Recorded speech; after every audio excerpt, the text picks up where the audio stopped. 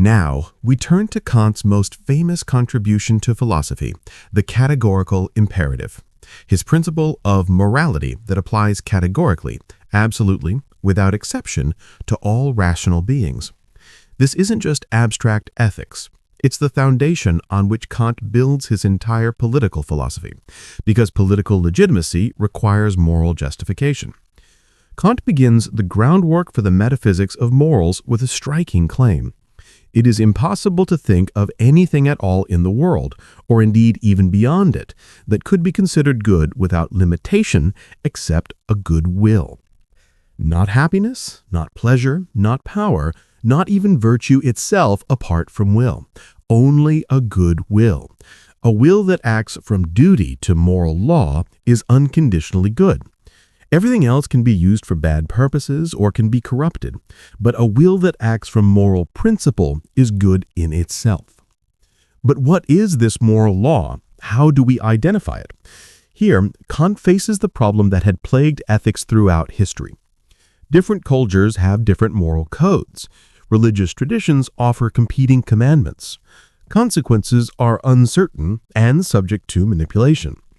Emotions vary from person to person. Kant's revolutionary move, morality comes from reason itself, not from any external source. When reason examines what it means to act morally, it discovers a principle already implicit in the very concept of morality, the categorical imperative. Kant formulates this principle in three main ways, though he insists they're ultimately equivalent, different aspects of the same fundamental law. The first formulation is the universal law. Act only in accordance with that maxim, through which you can at the same time will that it become a universal law. This is sometimes called the formula of universal law. It works like this. Before acting, formulate the maxim, the principle on which you're acting. Then ask, could I consistently will that everyone act on this maxim in all similar circumstances? If not, the action is immoral. Let's use Kant's own example, making a lying promise. Suppose you need money and consider promising to repay it, knowing you won't. The maxim is, when I need money, I'll make a lying promise to get it. Now, universalize it. What if everyone, when needing money, made lying promises? The institution of promising would collapse. No one would believe promises. The very practice that makes your lying promise effective would be destroyed. This reveals a logical contradiction. You're trying to use an institution, promising, while simultaneously willing the destruction of that institution through universal lying. This is irrational. You're contradicting yourself. Therefore, lying promises are immoral. Notice what Kant is not saying. He's not saying lying is wrong because it has bad consequences, though it might. He's not saying it violates God's command, though it might. He's saying it's wrong because it's logically inconsistent. You cannot rationally will your maxim as universal law. This makes morality objective and rational, not dependent on culture, religion, emotion, or calculation of outcomes. Any rational being, anywhere, anytime, can recognize that certain maxims cannot be universalized without contradiction. The second formulation is humanity as an end. So act that you use humanity, whether in your own person or in the person of any other, always at the same time as an end, never merely as a means. This is the formula of humanity, and it's arguably Kant's most influential contribution to moral and political philosophy. Let's examine it carefully because it grounds the entire concept of human dignity. Kant distinguishes between things that have price and persons who have dignity. Things with price have relative value. They can be exchanged for something of equivalent value. A chair worth $100 can be traded for $100 or something else worth that amount. Price is conditional, relative, comparable. Persons have dignity, absolute, unconditional, incomparable worth. You cannot put a price on a human being.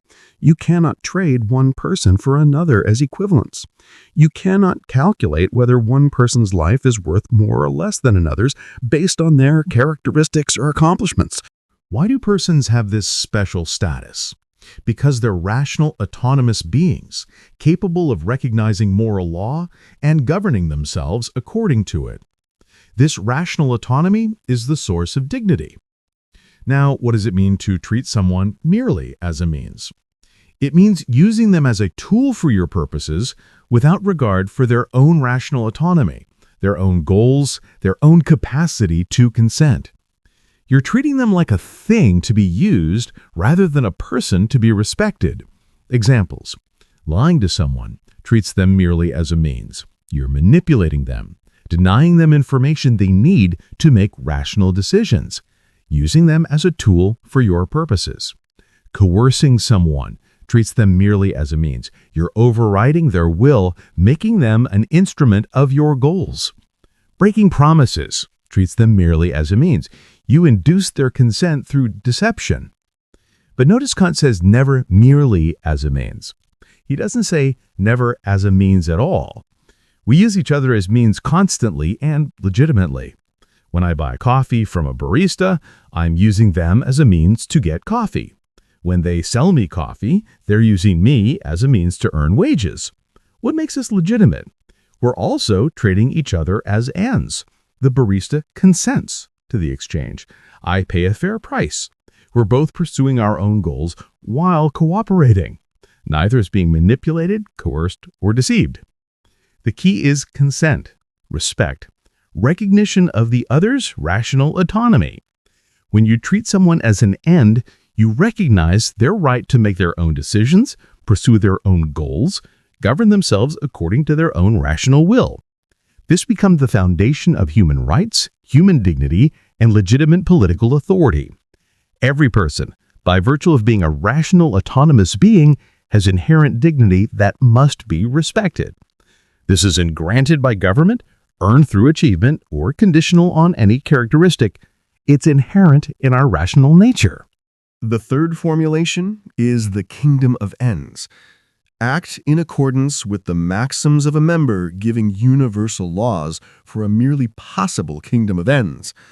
This is the formula of autonomy, or the kingdom of ends. It combines elements of the previous two formulations.